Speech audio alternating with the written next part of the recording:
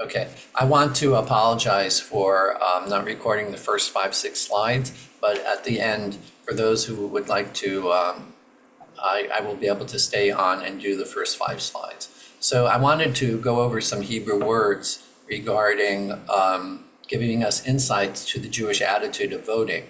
Jews have historically had a very high rate of voter turnout. One of the stories I tell about my own father is my father was approximately 70 years old, and he was in the hospital with pneumonia. And I was sitting by his bedside, and he turned to me and he said, "Hey, today's election day. Go down to the poll and get me an absentee ballot." I go, "Sure." So I got into my car and I drove over there. It was at Polo Park, and I walked into the school. I think it's called Nautilus Junior High School. And I walked in and I go over there and he goes, "My father would like an absentee ballot." And when I had my father's card, ID card, his registration card and his driver's license, he goes, "You can't get one here. It takes you weeks and weeks. You have to arrange for it." So I go back to the hospital and my father goes, "Okay, get me my pants." So I went forward and he goes, "We're going to go vote." So the nurse comes in, he goes, "What are you doing?" He goes, "I need to go vote." He goes, "I'll come back." He goes, you check out, you're not coming back." The doctor came in. My father checked himself out, AMA, against medical advice, because he wanted to vote. My father would not miss voting. And I have to tell you that since I came back to Miami Beach in 1989, I accidentally missed one election, and it was a runoff election. Runoff elections back then, I don't even know if they are now, was only on a Tuesday. You had to come like 3 weeks later on that Tuesday. And the time got away from me. And in the 35 years that I've been living in Miami Beach, I have only missed one election. And instead, when I was in Asheville, North Carolina, I never missed an election. And I think a number of times in college, because I didn't get an absentee ballot, I didn't register in Gainesville, whatever it was. So let's study what it means to vote. Hatzba'ah is the noun to vote. The derivative word lahatzbiah, to vote, can also mean to point or to indicate. It comes from the Hebrew word etzba. Etzba means finger. And they share the core 3-letter root word. It's tzadik bet ayin. When using the expression by a show of hands, many North Americans raise their open hands. They go like this: "All those in favor," and you lift your whole hand. Many Israelis use their fingers, the index right finger. That's what this is a picture of. It is a party vote of some Israeli party that I was able to find.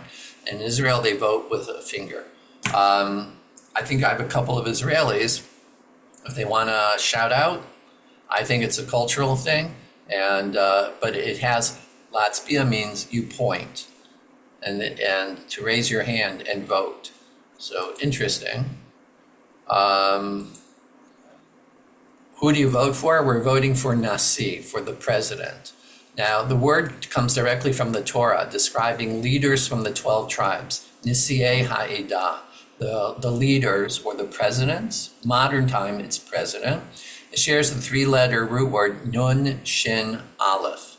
With the verb laseit means to carry, but it also means like nisuin, means to marry. And the word lehitnaseh means to be high, elevated, above all else. It also has a negative connotation, to be arrogant.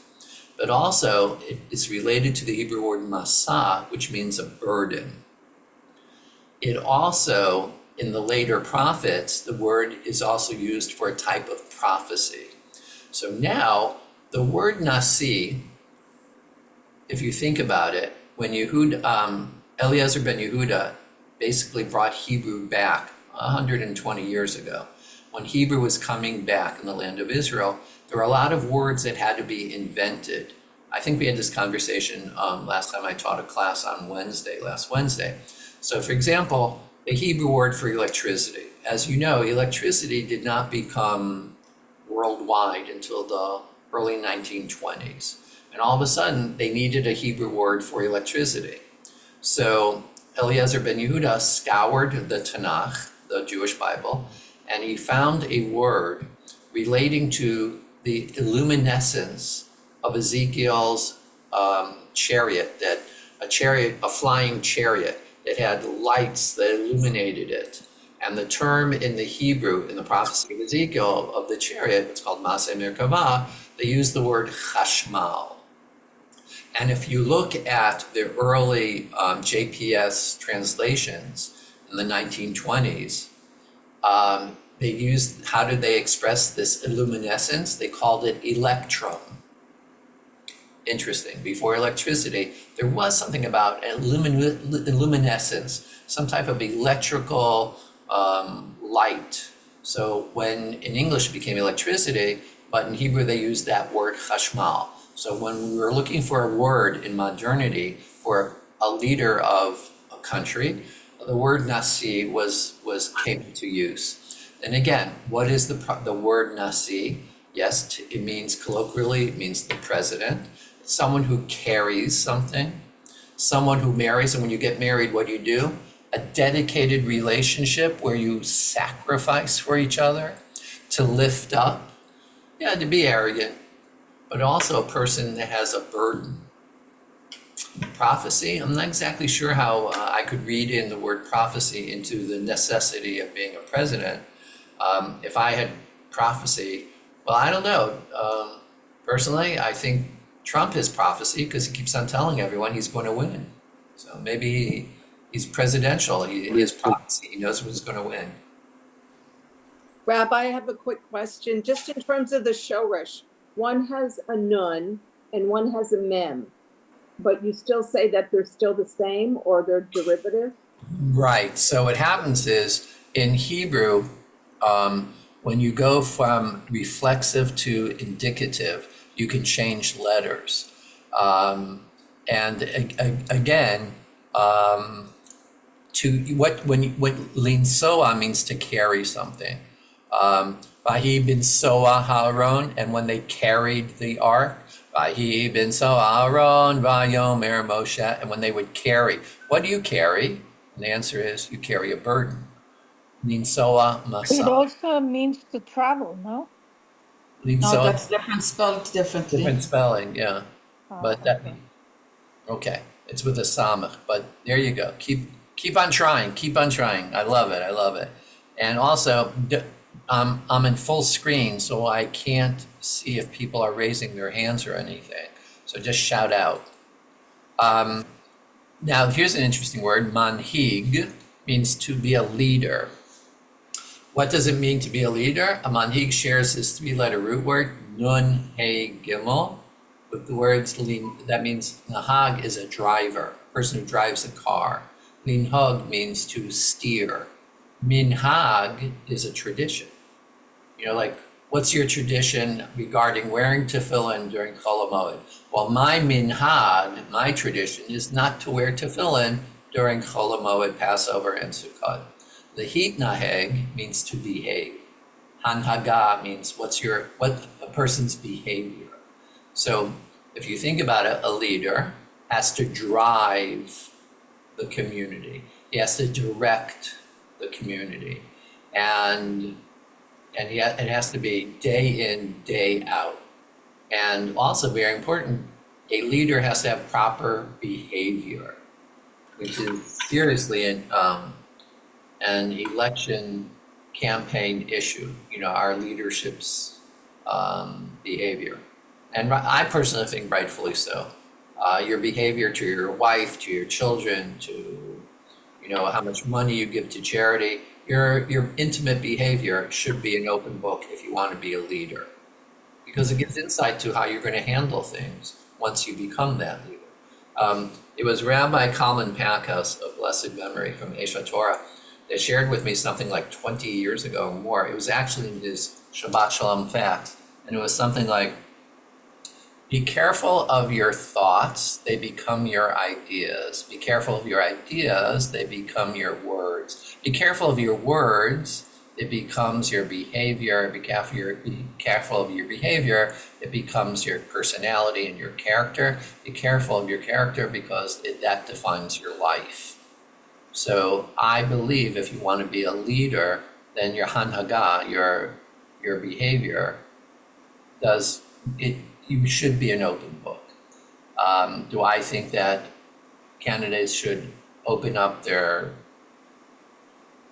tax returns? Yeah. I'd like to know what you spend your money on if you're going to represent the United States of America. If you're going to represent the United States of America, I'd like to know where you have your investments, coal, oil, or do you have it in offshore drilling? Do you have your money in wind farms?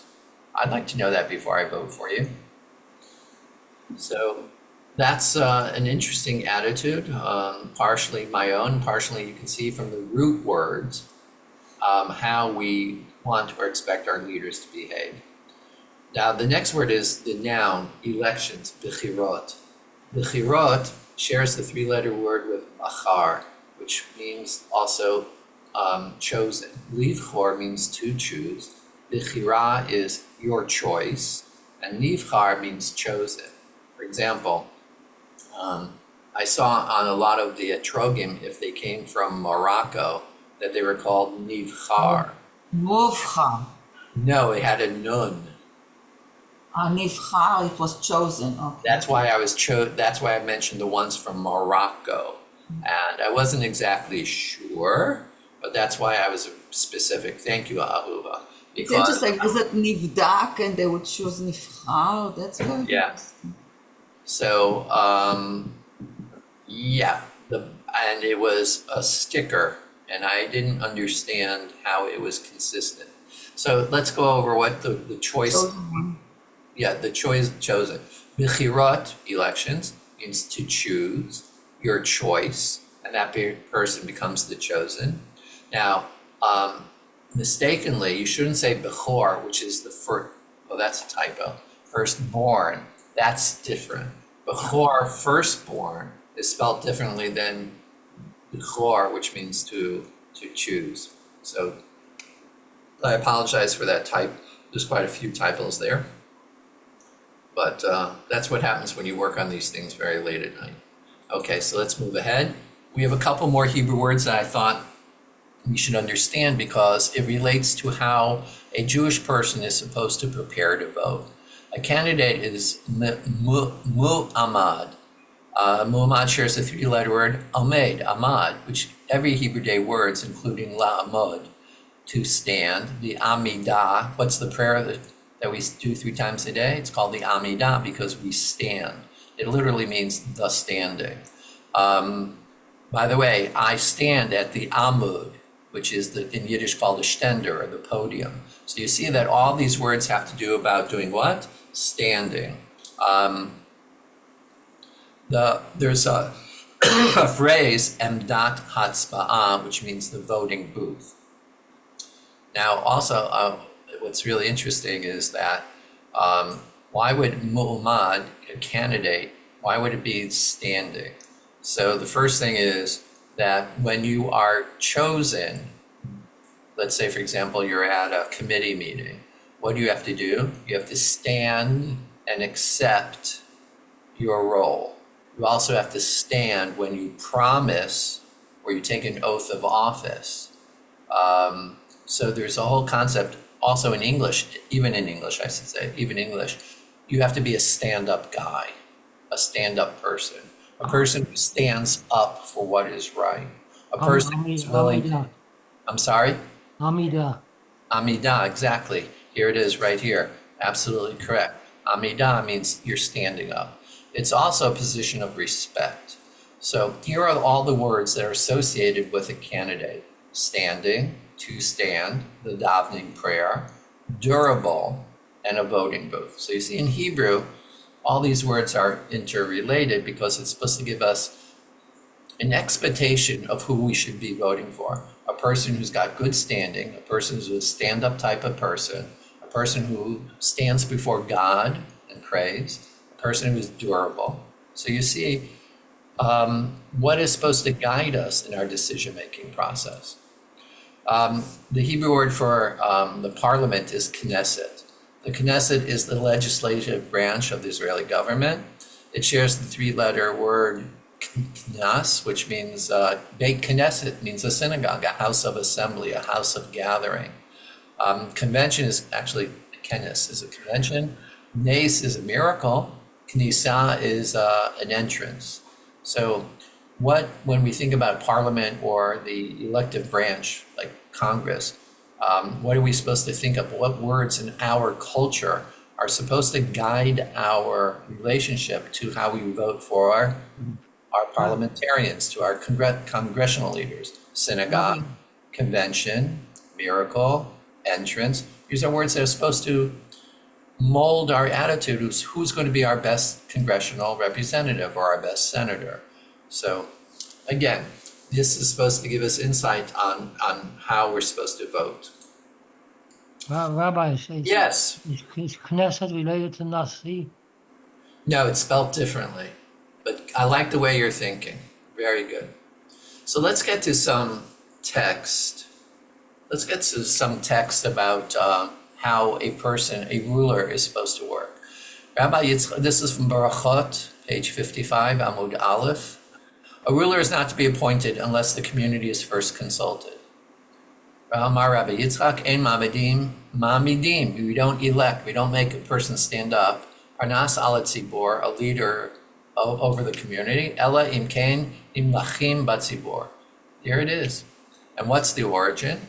One may not appoint a leader over a community if he consults with the community and they agree to the appointment, as it is stated. And Moshe said unto the children of Israel, see, the Lord has called by name Bezalel, the son of Uri, the son of Hur, of the tribe of Judah. So he's saying, can you see? All right, so the whole idea is that the children of Israel had to, let's take it to the next level. The Lord said to Moses, Moshe, is Bezalel a suitable appointment in your eyes? Moses said to him, Master of the universe, if he's a suitable appointment in your eyes, then all the more so in my eyes. The Holy One, blessed be he, said to him, nevertheless, go and tell Israel and ask their opinion. Moshe went and said to Israel, Bezalel suitable in your eyes? They said to him, if it is suitable in the eyes of the Holy One, blessed be he, and in your eyes, all the more so is he suitable in our eyes. God deferred to the will of the people, demonstrating a clear endorsement of their involvement in leadership, in the selection of leadership. This concept, now known as the election, is fundamental to the Torah-based design. So here's the question. If your rabbi says to you, person X is running for president of the United States, and I think he's okay, so what do you think? Do you think he's okay? Now, the problem with this is it's projecting. And a lot of times, let me stop the share for a second because I want to see everyone's face. So I will tell you a true story that happened to me, and I learned my lesson. There was an issue going on that had to be voted on when I was a young rabbi. It was like 1994. And I was, 35 years old. And I'd only been in Temple Nor 5 years. And I was at a board meeting, and I asked that the board vote on this particular issue. I don't want to discuss what the issue is. Not important. But I said to the president at the time, he was a good friend of ours, he's still a good friend of ours, it was Dr. Dennis Weinberg. I said to Dr. Weinberg, can I introduce the reason why the vote has to be called? He was absolutely, Rabbi. And basically, I explained why, in no uncertain terms, I wanted it and it needed to be passed, and it was an important factor. And as the rabbi of the community, I wanted it passed. And then there was a discussion, and there was a vote, and it passed handedly, like 35-2. And afterwards, I know one particular person was adamantly opposed to it.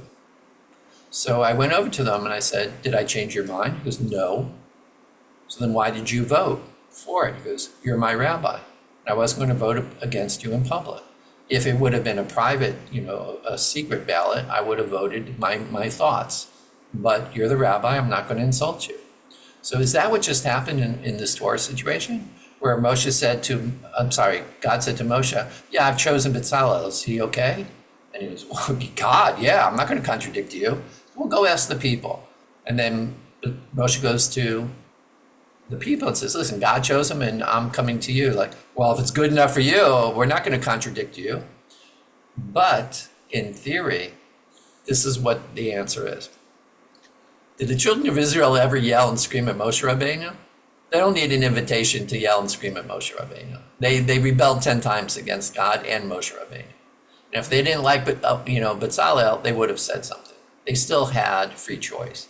Now, regarding free choice, this is the way I usually explain free choice. If I turn to my 5-year-old granddaughter and I say to her, what do you want for dinner? Asparagus and chopped liver, or do you want cookies and ice cream? I know her answer. Does that mean she doesn't have free choice? She has free choice, but I know what she's going to choose. But we all have free choice, and that's the methodology in ancient times. And we see it actually from the biblical text as well. So Rabbi King David, I think, is an excellent example. What's that? King David is an excellent example. How's He was that? first anointed by Samuel, and then he was chosen by the tribe of Judah, and then by third time by the people. So we're actually going to get to that. Very good. I'm sorry. No. That's what I love. One of the reasons why I ask questions. Why did that happen? One of the reasons why I ask questions on Shabbat is that it's the opposite of that old saying. There's an old adage: if you give a person enough rope, they'll hang themselves. I have the opposite opinion. If you let people talk Torah and use their own logic and experience, they'll quote the most famous rabbinic commentaries. So you're absolutely right. You're heading in the right emotional direction. Let's get to the next. By the way, this is a very beautiful painting of Oholiav and Bezalel working on the cherubs. There's only one problem, that it wasn't chiseled, but it's a good picture. So what do we have here? After the exodus from Egypt, Moses declared, be sure to place over yourselves the king that God elects for you. And that's from Deuteronomy. Now, here's the problem. Like Ahuva, you're right on target. Ke'ed machar shlach lecha ish me'eretz Binyamin shachto l'nagid al ami Yisrael v'oshiat ami miad plishtim. Ki ra'iti et ami ki ba'at sakato elai. Tomorrow about this time I will send, God says, thee a man out of the land of Benjamin, and thou shalt anoint him to be prince over my people Israel, and he shall save my people out of the hand of the Philistines. For I have looked upon my people, because their cry is come unto me. But God's choice for the second king, David, was confirmed by all of Israel's elders. So look what it says in the book of Samuel, the second book of Samuel, chapter 5, verse 3. Vayavo kol zignei Yisrael el hamelech chavrona, v'yichot lahem hamelech David berit b'chavron lifnei Hashem, v'yimshchu et David l'melech al Yisrael. So all the elders of Israel came to the king to Hebron, and King David made a covenant with them in Hebron before the Lord, and they, not Samuel, and they anointed David king over Israel. So you're saying, but wait a minute, Rabbi, all of Israel, it wasn't a democracy because people didn't vote. The elders were also appointed by the people, by what's The House of Representatives. Well, you know what, it's more, and this is a discussion I think I also have for the next slides, but it's sort of like we elect congressmen and senators, and in Congress, they vote for the Speaker of the House. Yeah, but it's more like the prime minister. The prime minister is chosen, isn't it, by the guy who gets the most votes? So depending, like in Israel, the way it's done is you don't vote necessarily for a candidate, you vote for a party. And right, Ahuva? Yeah. And the party has what's called the party list. And it's based on who you are, your popularity, your seniority in the party. So let's say every party, in theory, has a list of 120 people on a list, from the highest, number one, all the way down. So let's take Likud. So in Likud, guess who the number one person is? Netanyahu. And then you go down that list all the way down to the 120th. So in theory, if Likud wins 35 seats, then the first 35 people on the list become members of parliament.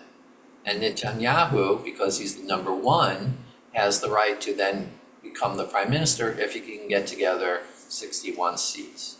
So it's similar, it's very similar, but it's also slight differences. And I'm wondering if, now that you mentioned it, and I think it was Stacy, because I don't see any faces in this mode, the more I think about it, the more I see a very close similarity. That's a good point, yeah. That our representatives choose or validate the choice. Good Yeah, it's point. more, I think it's Stacy. Yeah. This is more consistent than the president where you just, but anyway. Yep, you're right. Yes, I see it. Very logical. Now, the third king, Solomon, ruled in David's bloodline, but all the people together out of it. So the first one was God told Samuel. The second one was the elders. Now look what happened with King Shlomo. Vayikach Tzadok HaKohen et Keren HaShemen min ha'oel v'yimshach et Shlomo v'yitko'u b'shofar v'yamru kol ha'am v'chi ha'melech Shlomo. And Tzadok the high priest took the horn of oil from the tent and anointed Solomon.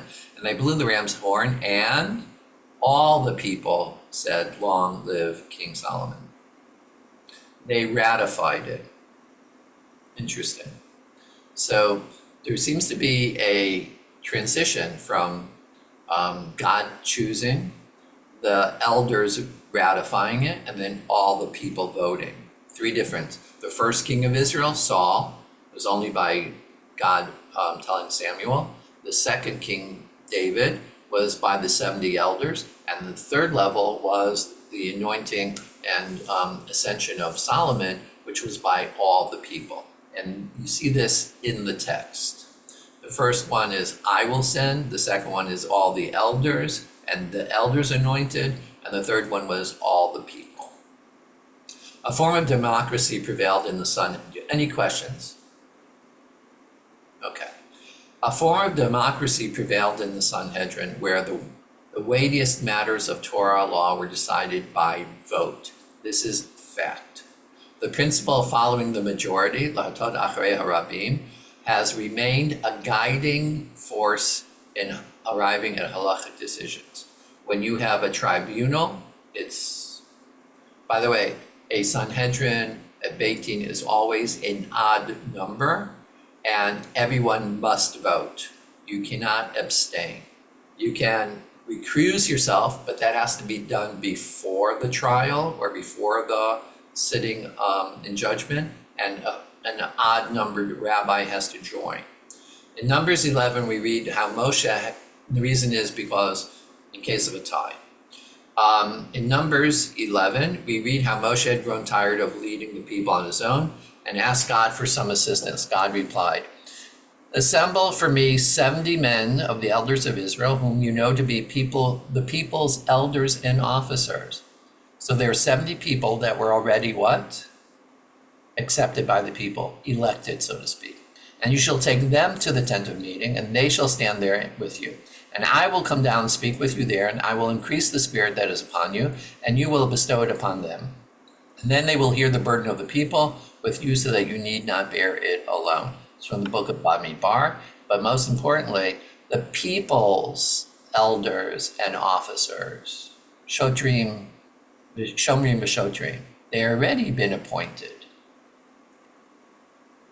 So this is the earliest origin of the Sanhedrin. It was 70. The council of 70 judges that lead the Jewish people by majority vote. But you're saying, Rabbi, it's 70. That means in theory you can have 35 people saying yes and 35 people saying no. In that case, Moshe was the 71st. And that means that Moshe didn't normally have a vote under these circumstances. Moshe served on top of the council as Nasi, the president, bringing the total of judges to 71, which I just said, which would prevent a 30-35 split. According to Dan Yitzhak Barbanel, and everyone should be familiar with the Barbanel, he was a millionaire who lived in Spain during the start of the expulsion. He actually was a dignitary in the Spanish court. So according to Dan Yitzchak Barbanel, in the times of Jewish kings, members of the Sanhedrin were chosen by the king. Appointment was merit-based.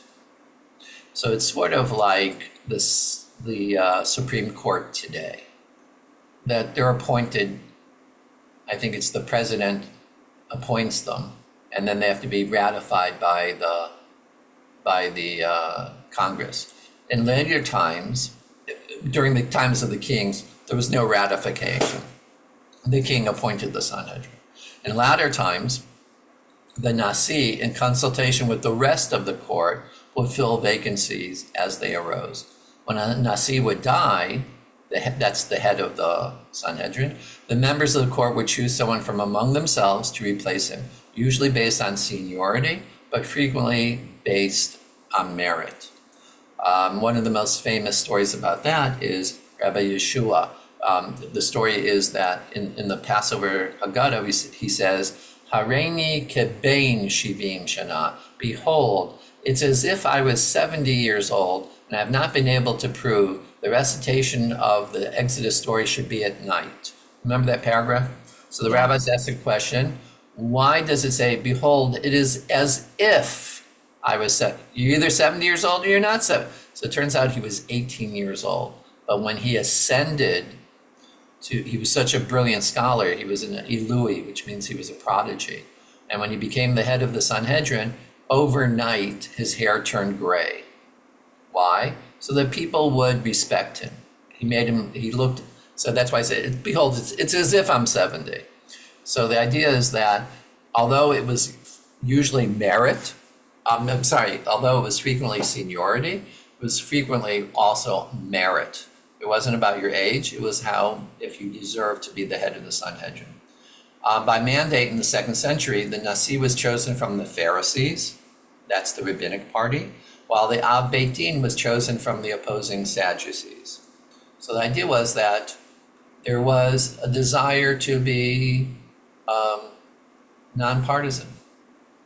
Two different perspectives on defining law. One was more geared towards interpretation, and one was more fundamental, structuralist, as I think that's the term we used regarding Constitution of the United States. If you're a structuralist, that means exactly what the Constitution says is the way it is, and we don't do interpretation. For the Pharisees, for the rabbis, and in fact in Hebrew they were called the Perushim, which means those who interpret. That's how you say a Pharisee in Hebrew. I must be teaching extremely well tonight because there's not one question being posed in the chat room. So I actually was thinking about something. please. At some point we had this issues where Moses would make a decision and then they would draw a lot, right? To prove that what he was saying, that it was that also sort of an election kind of a thing? So I'm not sure what you're making reference to, but like for example, when he divided the land, right, to the 12 tribes, right? That he also you're talking about a lottery. Well, like a lottery, yeah. Yeah, but also there were times when a vote wasn't taken and a question was asked of the Urim v'Tumim, the breastplate. It had 12 stones, and the stones had letters underneath them. And I don't like to say this, but it was like a Ouija board. You know what an Ouija board is? Like you put your hands on it and you scare people under it. So the question would be asked, and it would light up and spell out the answers. But that was times when it wasn't sent to a vote. And that's because the times like when there wasn't a Moses around, who had a direct contact, a direct line to God. And the leadership were not as holy as Joshua, not as holy as Moses. And certain things had to be approached that way and not by a vote. It wasn't a democracy. Very good question, very good. So let's get back to here.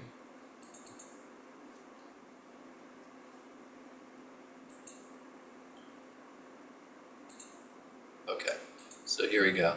So pursuing elected positions of authority and community leadership leadership. So, Zed Dor Dorashav Mivakshe Panecha Yaakov Sela. This is the generation and those who seek its welfare. Rabbi Judah the patriarch and the sages differed in the explanation of this verse. So in every generation, according to King David, there are people who really do want to work for the benefit of the community. That's their goal. One opinion was the character of the generation is determined by its leader. According to the other opinion, the character of the leader is determined by the generation. So what came first, the chicken or the egg? Shammai said, shun authority. Just what does this mean? That a man should not on his own place a crown upon his head, but others may do so. That's how Avot Rabbi Natan explained Shammai's attitude. So don't pursue becoming a politician, but if it's placed upon you, then you may pursue a career in politics. Rabbi Hanina, Sagan HaKohanim, the Rabbi Hanina, who was the lieutenant, so to speak, the assistant head of the Kohanim, Havei mitpalel b'shlomo shel malchut, you should pray for the benefit of the government, al malei mora'ah ish et re'ehu chayim bala'o.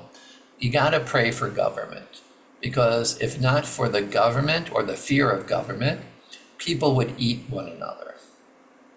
That's what Rabbi Hanina says. That did you guys remember Lord of the Rings by William Golden? So in that, he was actually I think he was a social psychologist, and he basically believed that humanity were basically, if left to our own devices, would de-evolve into animals. And he wrote Lord of the Flies. It's a book about a plane of high school students, actually junior high school students, who crash on an island, and all the adults are killed in the plane crash, and how the kids de-evolve into like feral children, like wild cats and dogs. And the idea is that's what Rabbi Hanina says, that humanity are basically, without structure, without rules, without regulations, we'd become feral. So pray for the strong government, because without it, people would riot in the streets, people would break into retail stores and steal and riot and burn homes. So we have to pray, but is it enough to pray? And the answer is, if you've got skills, then it's not enough to pray. You should accept upon yourself the mantle of responsibility and go into politics. So I chose here on the top Joe Lieberman, may he rest in peace, and his wife Hadassah. And he was an unabashedly Shomer Shabbos Jew. The only thing is he did not wear a yarmulke as a politician. As soon as he walked off the floor and of Congress, he would put on a yarmulke. One of my favorite stories of jokes about Joe Lieberman was, his wife's name is Hadassah, and he said he's such a philanthropist that every single check he ever got and every single payroll check he ever got, he signed over to Hadassah. Is anyone laughing? Hold on, I gotta see if anyone's laughing. Let me just check. Anyone laughing? Okay, a couple of you are laughing, all right. Well, you're giggling. Okay, some of you are just smiling. The other story, let's get back to the share. So the other picture is on the bottom. That's Ivanka and Jared Kushner. And they're walking, they came out of shul, and they had at that time only one baby, and I think she was pregnant. And one of my favorite captions was the New York Times, and they're so stupid. So she was walking to shul, pushing that stroller and holding her lulav and etrog. And the caption underneath was, Ivanka Trump on the Sabbath, and it wasn't the Sabbath, it was Sukkot, with her holiday flowers preparing for the evening feast. They're so stupid. But getting back to what the picture is that Ivanka and Jared assumed an extremely important leadership role in the first 4 years of Donald Trump's administration. For those people who have the opportunity to hear people talk about the origin and the development of the Abraham Accords, we know that Jared Kushner was very, very instrumental in bringing it to fruition. We also know that Ivanka was very, very instrumental in keeping her father more even keeled. So for example, I do remember specifically, do you remember that Trump would, like, in the middle of the night go crazy, like at 3 o'clock in the morning, and he would tweet stuff that was like ridiculous and stupid? So it came to people's attention that it was always Saturday morning at 3 a.m. And the reason is because Ivanka and Jared weren't available because it was Shabbos. They wouldn't be able to read. And when they weren't there, he would go in these tirades if they weren't there to, control him. I don't want to say control him, but so there, I remember that. Talk him down. Talk him down, right? Or After it tell was them. written, it was too late, no matter what. So they weren't elected officials, but if you have skills, then you have an obligation to run for office. If you can do things and make the world a better place and make government stronger, you got to make governments. Whoa! I got to take a step back, because I also don't want a too strong federal government. I like strong local governments. I think that local governments knows what's more. I think people who grew up in Miami Beach know what's good for Miami Beach. I don't think people who grew up in Pensacola or in Jacksonville, Florida know what's good for Miami Beach or the residents of Miami Beach. So locally, now also, I don't think that people in Washington, D.C. who grew up in Boston know it's best for Florida.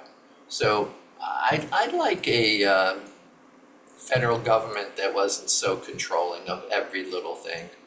I also take umbrance with New York City saying you can't buy a big gulp because it's not healthy. You remember that?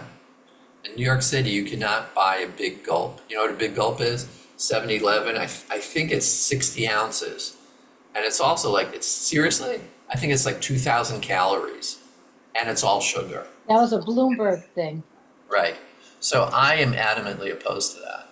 Now, what's also really, really problematic for me is, if you remember, the Republicans said, stop controlling my life. Stop, what I do in the privacy of my home is none of your business. Well, what's good for the goose is good for the gander. But they want to tell people what to do in their bedroom. You can't be gay, you can't get married, you can't do this, you can't do that. So on the one hand, they're telling, don't try to control my personal life. What I want to do in my personal life is none of your business. But on the other hand, you got to have the same attitude, and that's not really what's happening in a lot of political situations. So The magic word, the balance, just so difficult to get. yeah, that's so true. But all I want is that, my preference is that people would be true and honest, and the same set of rules for the left hand that you have for the right hand. And you just can't, change these things. Oh, it's after 8, but I think there's only a few. So modern halakha, voting is not a privilege, it is an obligation. So this is Rabbi Moshe Feinstein of blessed memory, who is probably the greatest halakhaist, Jewish law decider of the 20th century, probably of the last 200 years. And this is basically his attitude. The obligation to vote is also mentioned in a letter from Rabbi Moshe Feinstein dated October 3rd, 1984. He writes, upon reaching the United States, Jews found a safe haven. The rights guaranteed by the U.S. Constitution and the Bill of Rights have allowed us the freedom to practice our religion without interference and to live safely in this republic. A fundamental principle of Judaism is hakarat hatov. I'm sorry, I have to pronounce it like the way he would. Hakaras hatov. Recognizing the benefits we have received and expressing our gratitude. Therefore, it is incumbent upon each Jewish citizen to participate in the election process is an expression of appreciation. The democratic system safeguards the freedoms we enjoy. One of the most fundamental responsibilities of each individual is to register and to vote. Therefore, I urge all members of the Jewish community to fulfill their duty by registering as soon as possible and by voting. Through this, we can express our gratitude and contribute to the continued security of our community. And it's signed M. Feinstein. So what's really interesting is just look for a second and see how this person who was born in 1900, actually he was born in 1888, I think. So look how knowledgeable he is. He talks about the Bill of Rights, the US Constitution. He calls us a republic and not a democracy. We are not a democracy, we are a republic. And if you just look really closely, he is personally informed of the process. He was extremely intelligent. And the whole idea is that as Jews, we do not have the right, I agree, we have an obligation to vote in every election. So I think, let me see, is there, yeah. So let's just go to this last one. The Council of the Four Lands was a parliament, so to speak, of Jewish self-government in Poland and Lithuania from the middle of the 16th century until 1764. In Hebrew it's called Vad Arba Atzot, the Committee of the Four Lands. They were the controlling body for the Jewish provinces of Polynia, Lithuania, Galicia, and Eastern Russia. The councils represented the highest form of Jewish autonomy within a regional and national framework attained by European Jewry, both in terms of territorial extent or of duration. So that being said, you should know that the representatives were elected by certain communities. However, not everyone was allowed to vote. You had to be a knowledgeable, literate person. You had to, from what I understand, I don't trust everything I read on Wikipedia, but I did find quotations from the Jewish Encyclopedia that less than 2% of the Jewish population used to vote in these elections. That doesn't mean more of them weren't entitled, but the representatives were elected, but who got to vote for them. So I'm going to entertain a few questions, and then at the very end, because someone asked me to record it and I missed the first 4 or 5 slides. So if you have any questions, now's the time to ask.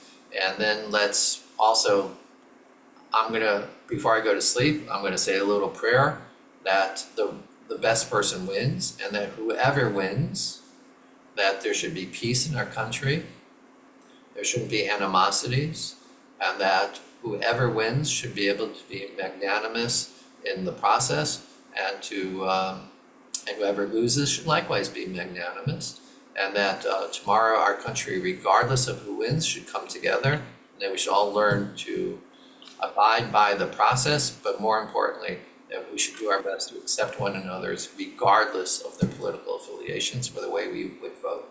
Any questions for the rabbi? I have a question, Rabbi, but it has nothing to do with the class, actually. I realized that we have a new chief rabbi in Israel, Kalman Bear or something like that. Yeah, and I know nothing about Do him. you know what do we know about him? What Not know yet. anything? I've been so crazy busy, and also I haven't been sleeping, and the change of clock has not been open. Last night I went to sleep at 12:30 and I woke up at 5:30. Not even. Because to me it felt like 6:30. Yeah, I know it's All right, Kavra, I'm going to start from the very beginning for the benefit of those who unfortunately I failed to record the first 5. All right, have a good evening, everyone, but I'm going to stay on. Laila Tov, everyone. All right. Lila, And I'm going to Laila Tov. Thank you, Rabbi. Laila Thank Tov, you. Laila Tov. Yes, God. Thanks so much. Well, Thank you, guys. Bye-bye. Thank you.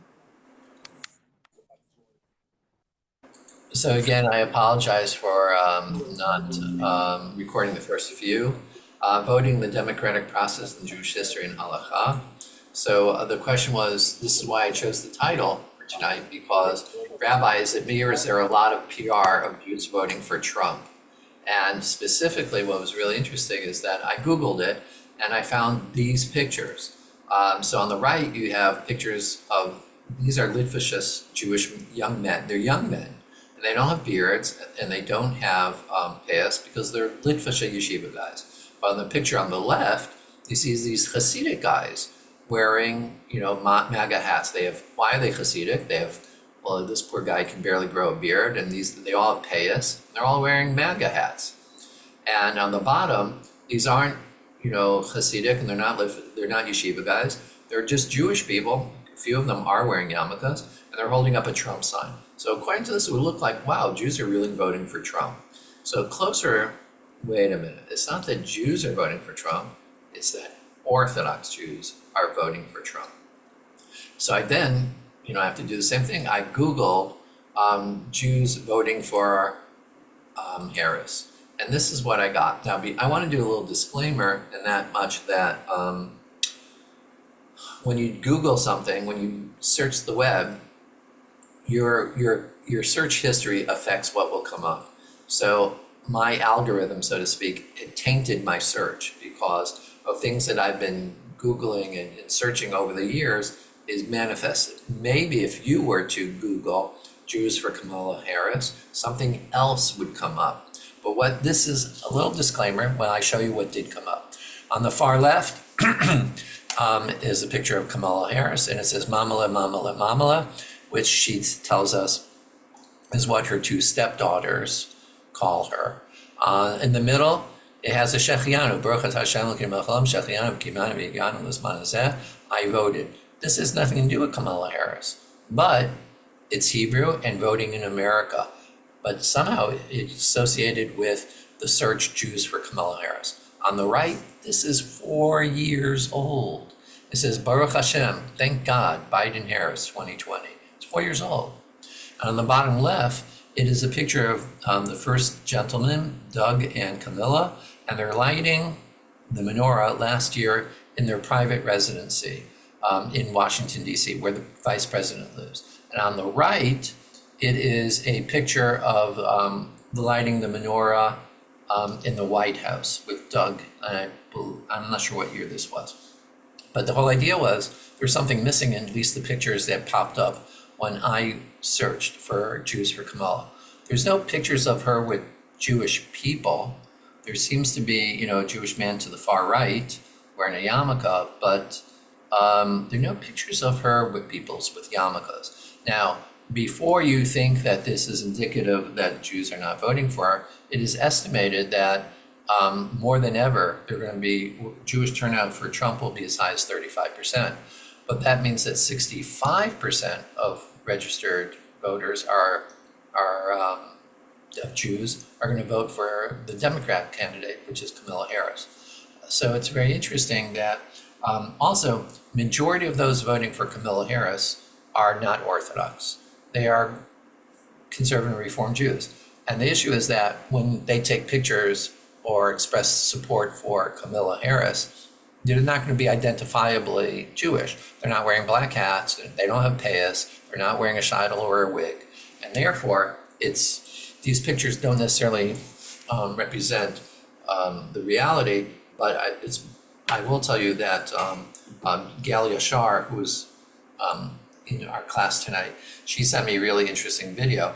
It was a bus going through the streets of a Hasidic ultra-Orthodox neighborhood, blaring in Yiddish and in English, vote for Trump, he's best for the Jews. And the reason why they have to do this, like circa 1960, with a huge PA system broadcasting to the streets, going up and down the street out loud. And that's because in these ultra-Orthodox communities, people do not have televisions, people do not have computers and access to the internet because they're ultra-Orthodox. They do not have smartphones. So they have no way of getting immediate responses or information.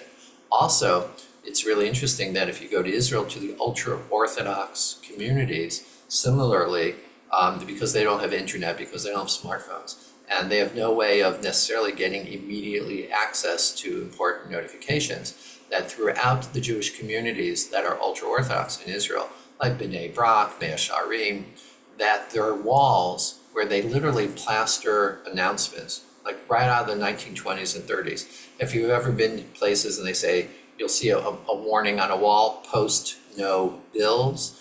Those are, like for example, when you go to a play and there's something called a playbill, those were pieces of paper with announcements. And if you go to the ultra-Orthodox communities, they'd still do that. They have announcements, for example, so-and-so died, and the Shiva the funeral is today at 3, and the Shiva house will get with the address, etc., and the names of those, because otherwise they don't necessarily get the information out. So you do have interesting going ons where the ultra-Orthodox community is becoming extremely politically active. Absolutely. In fact, Trump went to the Lubavitcher Rebbe's grave 2 weeks ago, and a number of, I think it was 80 Hasidic rabbis last week issued a statement within the last week that that their community should vote for Trump. So these are words that are very important to the voting process. They give you insight in what the whole Jewish attitude towards voting. The word in Hebrew for voting is hatzba'ah, and the root word is lahatzbiah, which means to vote, and it comes from the 3-letter root word for etzba, which means a finger. When using the expression by a show of hands, all those in favor, you raise your hand. Yeah, that's a North America, that's a Western world. But in many communities throughout the world, you vote by raising your finger. And that's the way it is in Israel. The tradition is that you raise your finger when you're asked to vote. And it comes from the Hebrew word lahatzbiah, etzba, to vote. What I found here this was a picture, I actually found it, of a political party in Israel voting for their political list. And they were asked to raise their hand, and that's how they vote. There's things like this. So for example, in modern Israel, in America, when you used to hitchhike, you use your thumb. You hitchhike to get a ride. But in Israel, you use your finger. And you don't point up, you point to the road, and people would stop. Hitchhiking has lost its cultural phenomena. When I was growing up, well into, until I got married, people would go to Israel and they would hitchhike. And it was part of the culture to hitchhike, and it was part of the culture to pick up hitchhikers. But with the advent of severe terrorism, hitchhiking is almost non-existent in Israel. And in addition to that, soldiers in uniforms are not allowed to. They will be put in jail if they are caught hitchhiking. And the reason is because a number of soldiers were kidnapped by terrorists over the years. So that's the whole concept of a finger. I think this is the last one. Nasi means president, and in the Hebrew, the word is actually biblical. So you have to understand that in the early 1900s, Eliezer ben Yehuda he was the one who revisioned Hebrew, the language, and brought Hebrew back from being a dead language. And he had to frequently create new words or find words for modernity. One of the most dynamic examples is until 1920, electricity was not frequently used in the world. It existed, but it wasn't common. So in Israel, all of a sudden, when electricity came, they didn't want to use, Eliezer ben Yehuda didn't want to use the word electricity. He didn't want to use secular words. He wanted a word in Hebrew. So Eliezer ben Yehuda scoured Bible, the Jewish Bible, and he found the story of Ezekiel's supernatural chariot. It was a vehicle that appeared in the sky, and it was, in fact, it's a school of Jewish mysticism. What was this electric vehicle, illumination, et cetera, with very interesting animals attached to it. So the whole point was that it was self-illuminating, and in Hebrew the word was chashmal. So Eliezer ben Yehuda needed a word for electricity. He found the story about Ezekiel's chariot that was self-illuminating, and that's where he found the word chashmal, and that's how we in modern Hebrew use the word for electricity as chashmal. That being said, we needed to, as Hebrew became more spoken, we had needed a word for representing the political position of president. So Eliezer ben Yehuda scoured the Torah, and if you look at Numbers chapter 4, verse 34, that our leaders of tribes were called Nisiei Ha'edah, Nasi, presidents, or leaders of every tribe. It shares the three-letter root, nasa, which is the verb lasek, which means to carry. It also means to get married, nisuin. And the word lehid naseh means to be elevated, to be put up high, or above all others. It also has a negative connotation, which means to be arrogant. So how does this relate? So when you see the word nasi, we look at the root words in the Bible. And what is the character of the president? What's it supposed to be? It's one who carries responsibility, one who gets married. You have a relationship and a one-way commitment. And you never break. A president has a commitment like family, like to a spouse. You're also supposed to lift up, Linsoa. Vahi ben Aaron, Vayomer Moshe, and they would lift up the ark, Linsoa, Nasi. So the idea is that we have to lift up our country, we have to lift up our communities, we have to make our political situation better. Arrogance, unfortunately, apparently it's a leadership characteristic. But more importantly, everyone has a burden. When you become an elected official, you have a burden. Now, how does this relate to prophecy? Well, it's an ancient Hebrew reference to, like I was joking before, that Trump might have been prophetic because he said, I'm going to win by a lot. It's going to be the greatest victory. No president will ever win by the amount that, maybe he's prophetic, I don't know. Let's do one more just in case, and that's the Hebrew word for manhig. What does it mean to be a leader? Manhig, a leader. It shares the three-letter root word nun he gimel with the words linhog, which means to drive, means to lead in a direction. Minhag means tradition, to set a practice, a daily practice or habit. Lehit naheg means how one behaves. So when you become a manhig, an elected official, you're supposed to be in the driver's seat.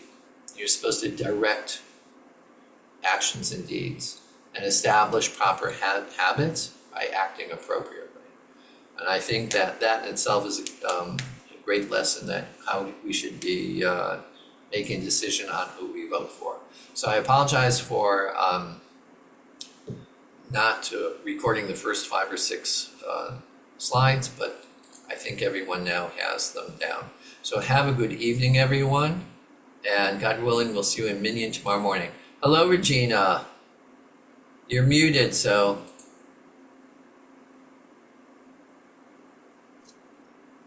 It's good to see you, Regina. Thank you. Enjoy the class. I'm glad you enjoyed it. At 10 o'clock, I have a watch, not a party, because it's going to be on Zoom. A group of rabbis are going to be discussing. So I'm going to go eat some dinner, relax for a few minutes, and then I'm going to go get ready for my committee watch meeting to see how the presidential election's going. Have a good evening, everyone. Laila Tov. Laila Tov. Thank you.